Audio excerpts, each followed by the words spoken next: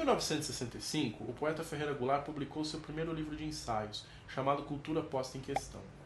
Como eu sempre tive um interesse por história da arte, tive a ideia de utilizar esse livro como um ponto de partida para estudar a arte brasileira dos anos 60, os debates sobre a arte brasileira nos anos 60 como um todo.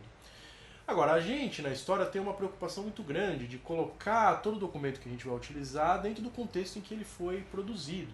E ao fazer esse processo com relação a esse livro específico, eu acabei chegando a um braço novo da pesquisa que eu não concebia no começo. Houve um esforço para publicar esse livro antes de 65 que não deu certo. Conforme eu fui investigando isso, eu cheguei numa iniciativa da União Nacional dos Estudantes, a UNE, que foi a de criar uma editora universitária. E eles usam essa editora para publicar poesia de cordel, panfletos e livros. Eles chegam a lançar 2 livros. O livro do Ferreira Goulart seria o próximo. Estava previsto para ser lançado no dia 20 de abril de 1964. Como houve um golpe civil-militar no Brasil em 1º de abril, inclusive com o incêndio da sede da UNE, a tiragem da obra do Ferreira Goulart se perdeu.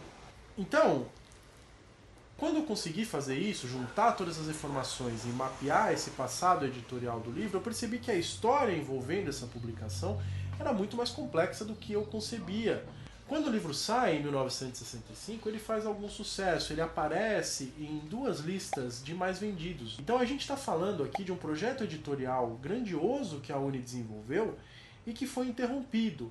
Entretanto, as ideias e os debates que levaram à criação da editora universitária não desapareceram com o golpe, com a destruição da UNE, etc. E isso explica o fato do livro, que foi um livro pensado para um Brasil pré-golpe de 64, ser um livro que circulou muito e foi muito debatido pós-golpe. Tudo isso para dizer que o que era uma reflexão sobre arte ganhou um plano novo, com cores novas, no qual a gente pode observar que dentro de um Brasil que vivia um período de muita efervescência política, no começo de 64, estudantes, artistas e intelectuais se uniram num projeto editorial para atuar politicamente. Então, eu quis mostrar como um simples objeto de pesquisa, ele pode conter muito da complexidade do período em que ele foi produzido. Se você entender esse objeto não só como o resultado final que você pode manusear, mas como um processo. A gente está falando de uma pessoa que escreveu esse livro, de pessoas que trabalharam para editar esse livro. E isso tudo compõe a pesquisa.